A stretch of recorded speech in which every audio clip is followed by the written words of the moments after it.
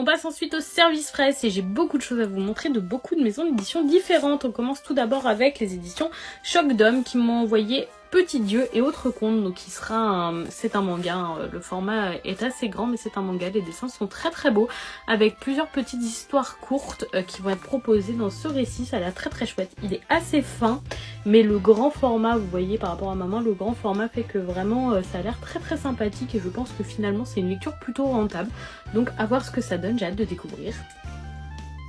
On continue chez Choc d'Homme avec Pigeon, Escargot et Tortue. Le titre me fait beaucoup sourire. Voilà, ça a l'air très très mignon. Je trouve que l'ambiance de la couverture et sûrement des planches a l'air assez Ghibli, oui tout à fait. Franchement ça a l'air vraiment sympathique. Je pense que celui-là me plaira encore plus que le premier. Il est un petit peu plus épais comme vous pouvez le voir. Et je suis très curieuse de découvrir ce qu'ils éditent chez eux parce que c'est mes premiers ouvrages de chez Choc d'Homme. Et j'ai hâte de pouvoir découvrir ça.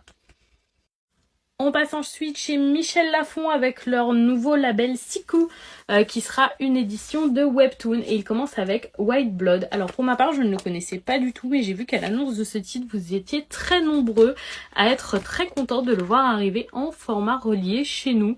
Donc ça a l'air d'être une histoire vampiresque et je pense que ça va me plaire. Les dessins sont très très chouettes. Ça me fait toujours plaisir de lire des webtoons au format papier parce que j'adore lire en couleur tout simplement.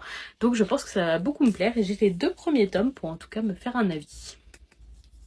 Ensuite, de la part de Kazé, vous deviez vous en douter, mais j'ai reçu Miroir Miroir, donc par les auteurs de The Promised Neverland, et il me semble que ça suit l'histoire de Coco Chanel, où c'est une personne connue dans le milieu de la mode, comme ça, française, mais il me semble que c'est elle. Il y a beaucoup de pages couleurs dans ce tome, c'est super chouette, vous voyez, là, il y en a d'autres. Bon, j'ai raté, mais c'est pas grave. Le format est assez fin, mais qu'est-ce qu'il est beau, j'adore la couverture, je trouve que la qualité de l'édition est vraiment superbe, il y a plein de petits détails comme ça. C'est un one shot, franchement pour sa taille il pèse son poids en pourcentage. Je pense que ça va être un plaisir à lire, la qualité est vraiment superbe et j'ai très hâte de le découvrir parce que j'ai vu énormément de retours positifs dessus.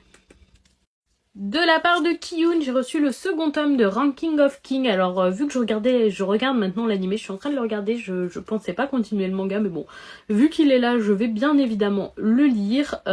Pour ce qui est de l'animé, à mon avis, ce tome couvrira ce que j'ai déjà vu.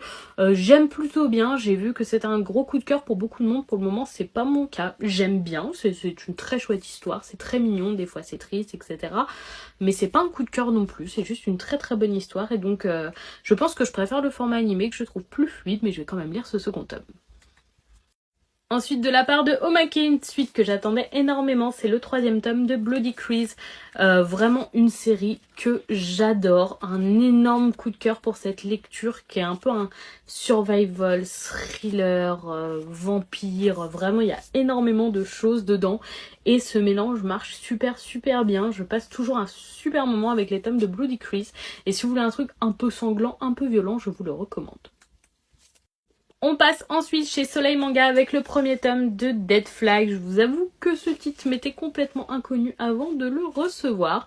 Ça a l'air sympathique néanmoins, je pense que les dessins en tout cas vont me plaire. Vu que ça a l'air d'être un shonen ou un seinen, je ne sais pas encore, assez classique, j'espère juste qu'on ne tombera pas dans le fan service. Et pour le reste, eh bien c'est à découvrir et j'espère qu'il me plaira. On continue avec une sortie que j'attendais hyper impatiemment, c'est le second tome du Monstre d'Einstein. J'ai énormément aimé ce premier tome, donc c'est édité chez Casterman dans leur label Saka, donc qui est leur label de manga. J'ai trop aimé le premier tome de ce manga, je l'ai trouvé atypique, les dessins sont superbes, l'histoire est vraiment originale, c'est un plaisir à lire, j'ai grandement hâte de lire ce second tome et je vais le dévorer très bientôt. De la part de Blitz officiel, j'ai ensuite reçu les tomes 5 et 6 de Blitz qui viennent compléter ce qui me manquait parce que j'ai reçu le 7e tome avant de partir en vacances et il me manquait cela pour pouvoir me mettre à jour sur ma lecture. Blitz, c'est vraiment une super bonne découverte pour moi. C'est vraiment un shonen de personnes qui jouent aux échecs. Alors dit comme ça peut paraître très surprenant. Le concept est vraiment atypique et novateur. Mais bizarrement, ça marche super bien. C'est un peu en fait comme un manga de sport. Ça peut être considéré comme un sport. C'est hyper prenant de suivre leur partie d'échecs et il se passe quand même des choses de temps en temps un peu originales. Tout n'est pas forcément devinable dès le départ, donc c'est ça qui est vraiment chouette. On continue maintenant avec Vega et Mimizuku et le roi de la nuit que j'attendais assez impatiemment parce que la couverture m'a tout de suite eu. Donc une petite nouveauté qui a l'air vraiment sympathique. Les dessins sont très très beaux. C'est vraiment ce genre de planche, moi j'adore. Ça a l'air prometteur comme série. Je pense que ça a de très très grandes chances de me plaire. Et donc j'ai hâte de la découvrir. J'ai ensuite reçu le second tome de Genesis. J'avais plutôt bien apprécié le premier tome, même si je n'apprécie pas du tout le style graphique de l'auteur, je dois l'avouer. L'histoire était plutôt atypique et intéressante. Après, le nombre de tomes me fait un peu peur. Il y a déjà, il me semble, 8 tomes de disponibles au Japon, quelque chose comme ça. Et ça me paraît beaucoup pour le synopsis proposé. J'imaginais vraiment une histoire en 4-5 tomes grand maximum. Donc à voir quelle tournure ça prend et si c'est pas un peu trop long à la lecture, faudrait que je découvre ça dans ce second tome. Et j'ai reçu le 3e tome de Manchuria Opium Squad, donc une de mes lectures préférées de chez Vega.